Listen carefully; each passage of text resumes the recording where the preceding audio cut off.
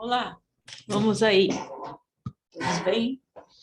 Vamos falar um pouquinho sobre cardiopatias congênitas cianogênicas.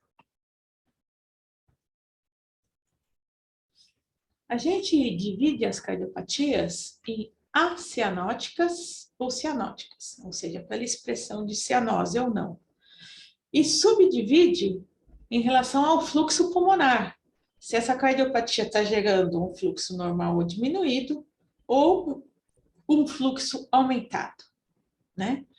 Hoje nós vamos falar daquelas cardiopatias cianóticas, ou seja, há uma presença de saturação sempre inferior a 95, e que pode ser dividida com fluxo normal ou diminuído, hipofluxo, onde o carro-chefe é a tetralogia de Fallot, ou um fluxo aumentado, aquela que tenha algum shunt esquerda-direita, onde o carro-chefe é a transposição das grandes artérias.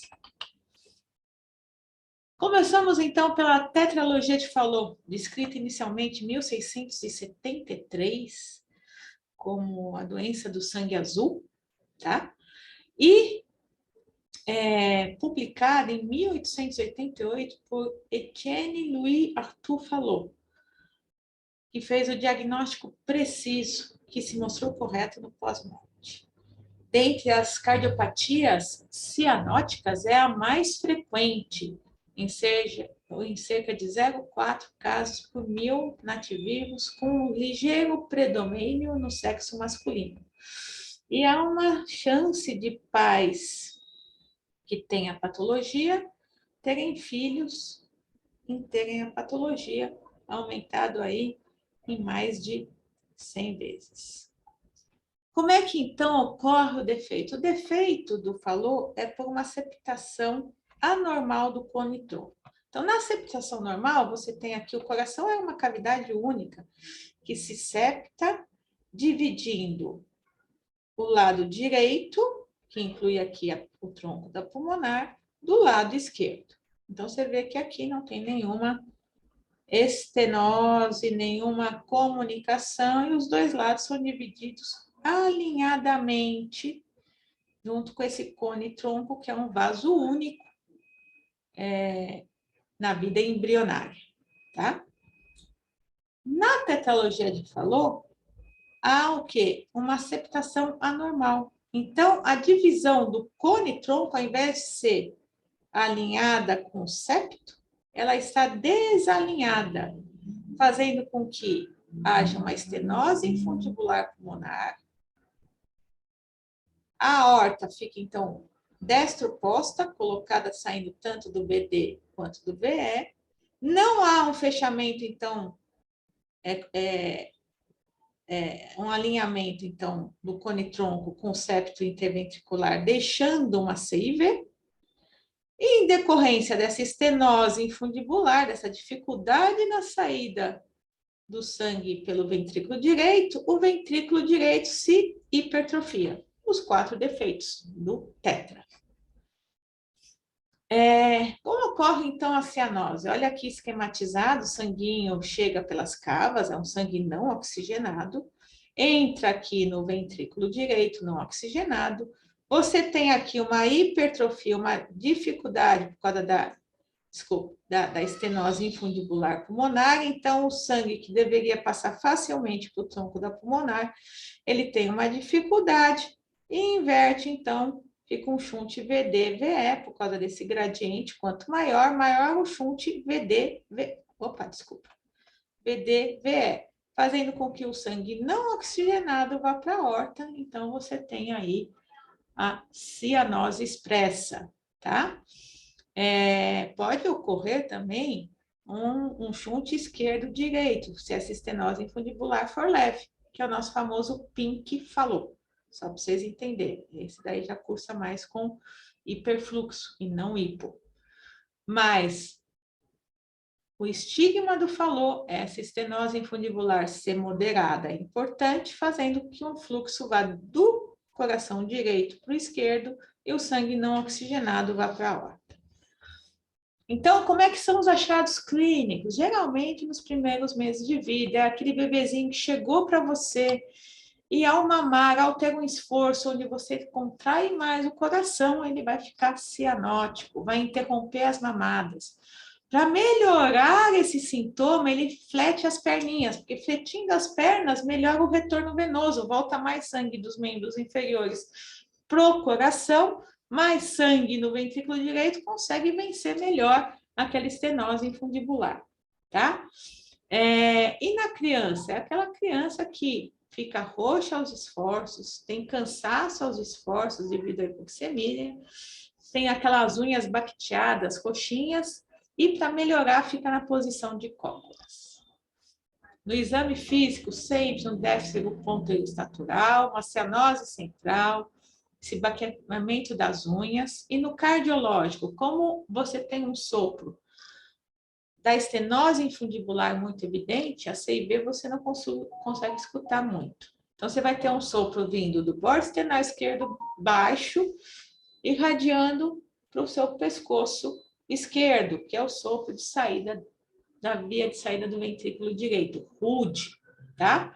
A segunda bulha é hiperfonética em foco tricúspide, significa que a aorta está anterior, você escuta a aorta batendo, tá? Deixa eu ver. RUD, ó, indo do foco tricúspide para o pescoço esquerdo. Baqueteamento digital com cianose central, olha aqui, ó, as unhas mais vidro de relógio. E a famosa posição das pernas fletidas. Esse é o menininho que chegou na emergência, numa crise de hipóxia, com uma cianose mais importante do que ele tinha habitualmente, e tinha essa ausculta. O que você suspeita? Tetralogia de Fallot. Exames complementares. Então, raio-x eletro, você observa o raio-x, um aumento do BD, um hipofluxo pulmonar, com escavamento do tronco da pulmonar. O eletro, a sobrecarga de ventrículo direito. E sempre vai ter uma hemoglobina mais alta, né? Para tentar superar essa hipóxia em que ele vive. Aqui você tem o raio-x, ó, preto pulmão, né? Esse é um hipofluxo bem evidente. A famosa botinha, né? Aqui é o ventrículo direito, ó, aumentado, e o escavamento da pulmonar, não tenho tanta pulmonar. Essa daqui é a aorta é grande, mas a pulmonar eu não tenho. O eletro, apesar de a gente não ter aqui, é um ritmo aqui, ó, P positivo, positivo, positivo, positivo em F, é um ritmo sinusal, mas o que predomina aí, ó, o D1 tá mais negativo, né? Então tá virando para a direita, tá para cá, com F positivo, tá um eixo entre 90 e 180, e em V1, que tem a onda se encaminhando para o eletrodo que está em V1, que é o eletrodo à direita, com uma sobrecarga de VD. Você, em V6, que é a imagem exposta, você tem ventrículo esquerdo, tá vendo aqui, ó? Isso aqui se aproximando de V6 que está à esquerda é o ventrículo esquerdo, mas tem um grande onda S em V6, que indica a sobrecarga de ventrículo direito, né? Então, você tem a sobrecarga de ventrículo direito. O ecocardiograma vai, então, determinar a anatomia dessa tetralogia de Fallot, que dependendo da estenose infundibular, do grau de dessuposição e hipoplasia, pode ser um Fallot de boa ou má anatomia. Quanto maior esses defeitos, pior a anatomia do Fallot. Aqui, só para você ver, o cateterismo não é uma rotina hoje em dia, mas ele é muito bom, às vezes, para visualizar coronárias e colaterais. Às vezes a estenose é tão importante em fundibular que se cria mecanismos compensatórios. Então, da aorta saem vasos que irrigam o pulmão. Aqui você verifica aqui, ó, ventrículo direito, a estenose infundibular pulmonar, dilatação da pulmonar pós. E ao mesmo tempo que eu estou visualizando a pulmonar, eu visualizo a aorta, perceberam? Então, eu tenho aqui uma CIV e uma destroposição, porque do ventrículo, eu não estou vendo o ventrículo esquerdo, tá? Eu só estou injetando no ventrículo direito. Eu vejo tanto a aorta quanto pulmonar. Aqui eu injeto no ventrículo esquerdo, olha que bonita essa imagem. O sangue vai para o ventrículo direito, por causa que tem a C e V, e aqui você vê a aorta saindo dos dois ventrículos, tanto do esquerdo quanto do direito. Se você tiver essa destroposição maior que 50% saindo do VD, aí é dupla via de saída de ventrículo direito. Menor que 50%, como está aqui, ó, se eu puser aqui, está em torno de uns 30% saindo do VD, é uma tetralogia de Fallot, né? Se tiver estenose fundibular. Aqui, mais uma imagem, vem da estenose fundibular. E aqui, quando eu injeto, esse paciente tinha as colaterais, quando eu injeto na aorta, que é uma injeção na aorta, eu vejo que da aorta saem vasos anômalos irrigando quem? O pulmão, tá? Então, esse paciente deve ter um sopro contínuo em tórax, indicando aqui o fluxo aqui pelas colaterais, tá? Por isso que ele sobreviveu tanto tempo aí. Ele pode ser acianótico? Lembra que eu falei no início? O Pink falou? Quando a EPV não é tão importante, o fluxo da CIV é da esquerda para a direita, não da direita para a esquerda. Então, ele pode não ser cianótico no seu início. Isso leva um maior fluxo, né? Para o pulmão. Ao mesmo tempo, você pode ter essa imagem com hiperfluxo pulmonar. Por quê? Se ele tiver essas colaterais, vai ter um fluxo bom indo para o pulmão? Sim, vai ter. Então, você já tem que pensar no Fallot com colaterais sistêmicos pulmonares, tá bom? Tratamento, então, clínico, evitar anemia, se ficar abaixo de 40 é anemia para esse tipo de paciente, porque ele precisa ter uma hemoglobina mais alta. E também evitar a policitemia, que você pode ter fenômenos tromboembólicos, né? Acima de 50, você tem que fazer uma hemodiluição. Lógico, controlar processos infecciosos, evitar que chore, né? E a droga de escolha é o beta-bloqueador, o propanolol, chegando até 4 miligramas quilo ao dia, podendo ser dividido em até 4 doses, pode ser 2, 3 ou 4 doses, tá? Para evitar, então, diminuir a frequência cardíaca e evitar essa estenose infundibular aqui, diminuir, né? Na crise de hipóxia, ou seja, tá com anemia, o coração teve que ter uma frequência cardíaca mais rápida, tá com febre associada, olha, coisas que podem vir para nós no pronto-socorro. O que acontece? Bate mais forte o ventrículo direito para tentar manter o débito, fecha mais essa via de saída, o sangue vai do VD para o VE e não oxigena. E aí você tem uma crise de hipóxia, cianose intensa, você não escuta mais o sopro nessa via de saída, que a gente escutou anterior, e você tem que atuar rapidamente com oxigênio, sedação com morfina.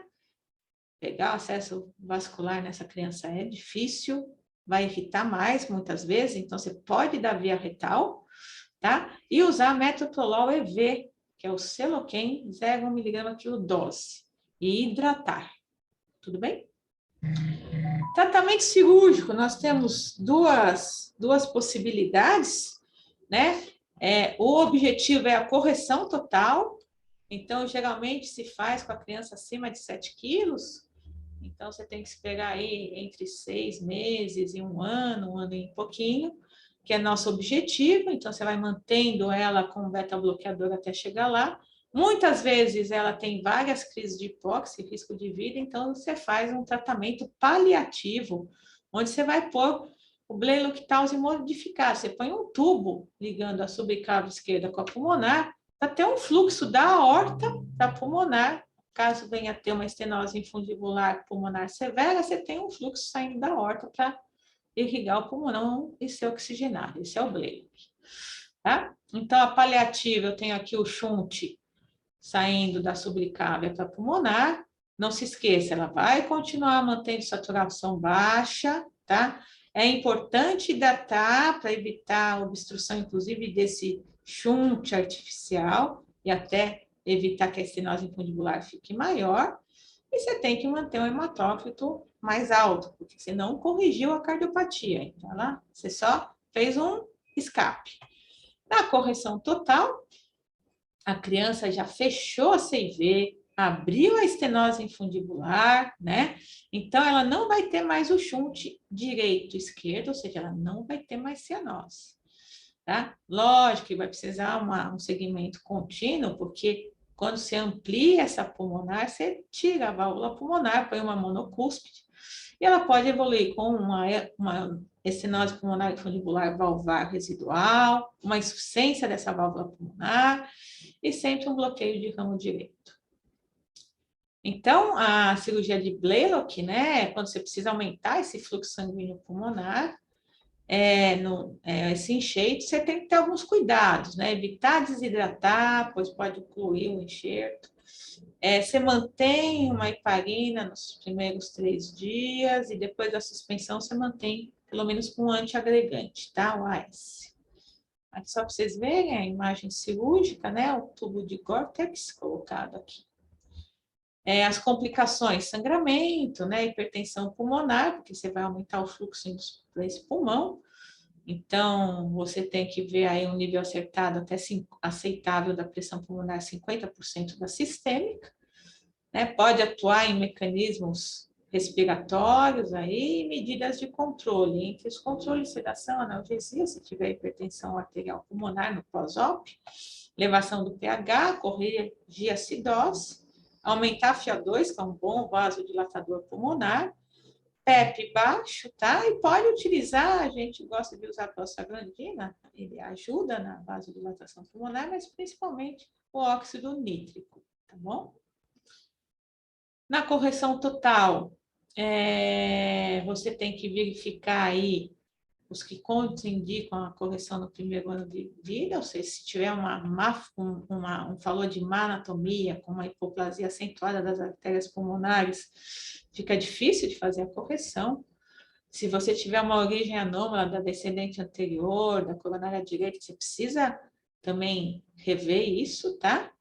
Mas o que a gente tem é que os resultados tardios aí da correção do falou no primeiro ano de vida são excelentes, tá? Com uma melhora da hipertrofia, melhora da função e boa oxigenação. Tudo bem, gente? Vamos então agora para outra grande cardiopatia congênita cianótica, mas essa é de hiperfluxo pulmonar, tá?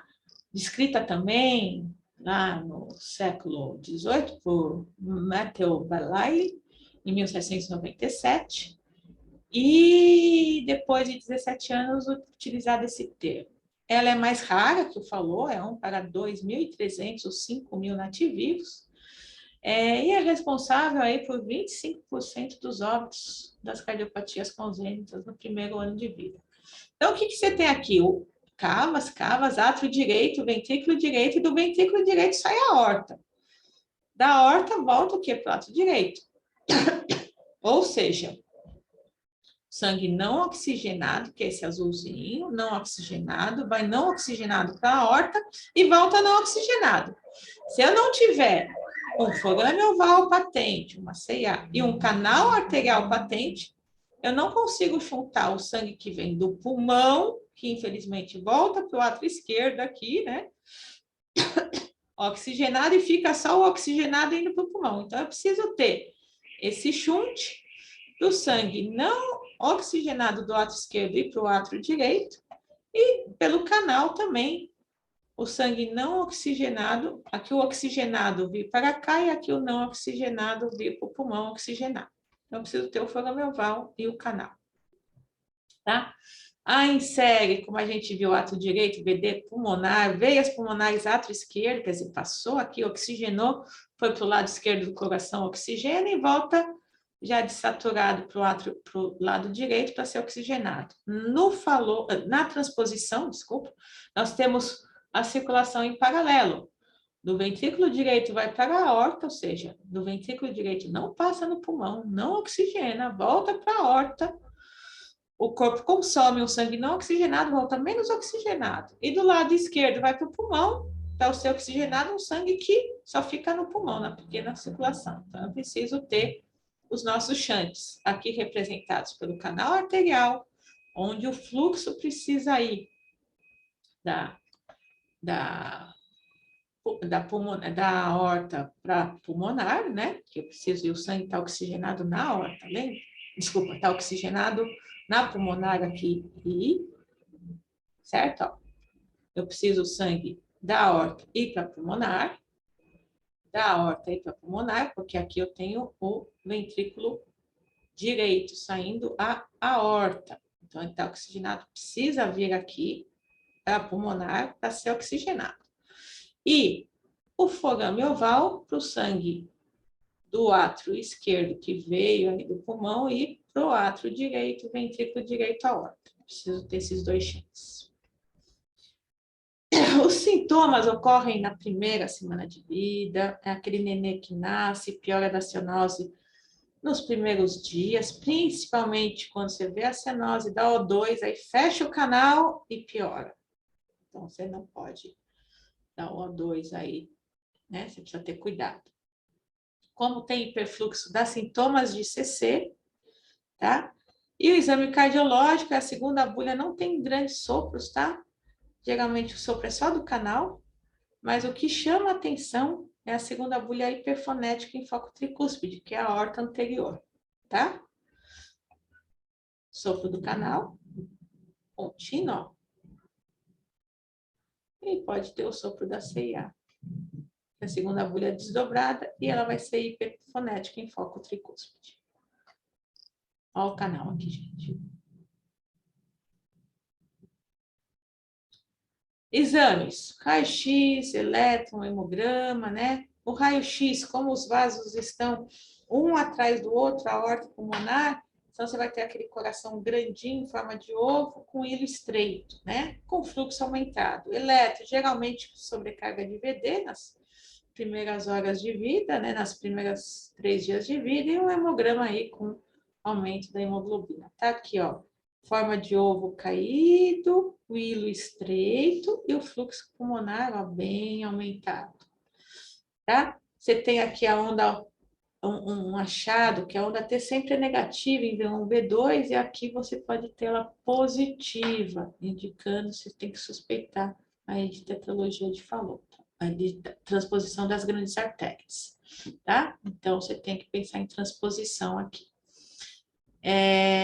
Anatomia, você vai ver o tamanho da CIA, os defeitos associados. Não se esquecer, se não tiver o forame oval, eu não consigo chuntar da esquerda para a direita, para o sangue oxigenado que está vindo na esquerda, e para a direita, e para o ventrículo direito, e para a aorta, onde precisa estar oxigenado.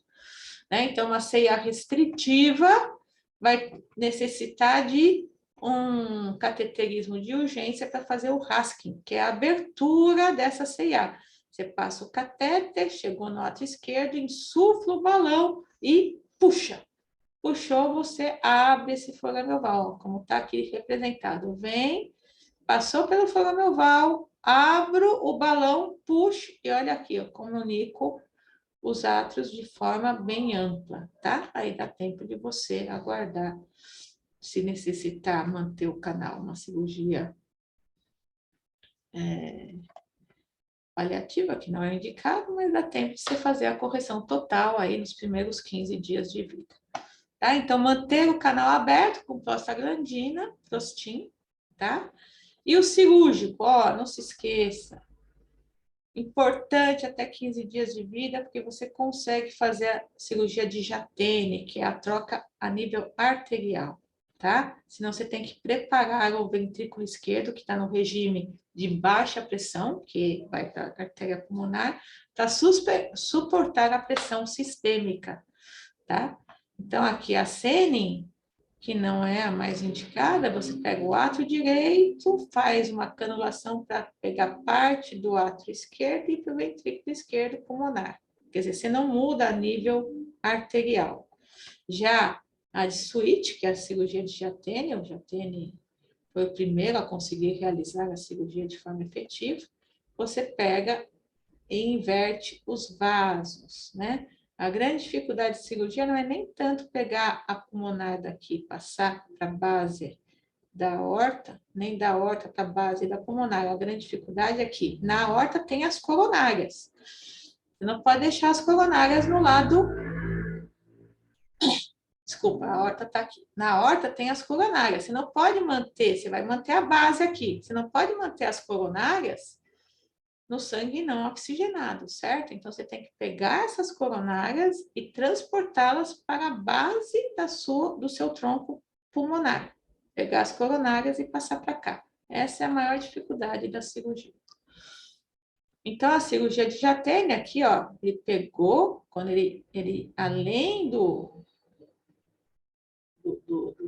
aqui a base é o tronco da pulmonar, ele tem que pegar a aorta e pegar também as coronárias para inserir na base do tronco da pulmonar, tá bom? Então, isquemia miocárdica, choque, são as grandes complicações. Só para ver um resultado, geralmente sai com dreno, com fio de marca-passo, sai também com catéter de diálise. Nas cirurgias de Senning, que é aquela que você canula o átrio, faz um teto no átrio esquerdo, faz a inversão a nível atrial, a gente sabe que tardiamente esse ventrículo direito não foi adaptado para aguentar altas pressões, que é a aorta. Então, entra em disfunção desse ventrículo que está ligado no sistêmico, tá? Então, e muita arritmia, porque se mexe a nível de átrios. Então, evolui com flutter, morte súbita, tá? Edema, cite, enteropatia perdedora de proteínas. Não é a melhor cirurgia a ser feita, mas às vezes a criança já tem 2 meses, 3 meses e você não consegue mais fazer o jateio. Muito obrigada, espero que tenham aproveitado aí.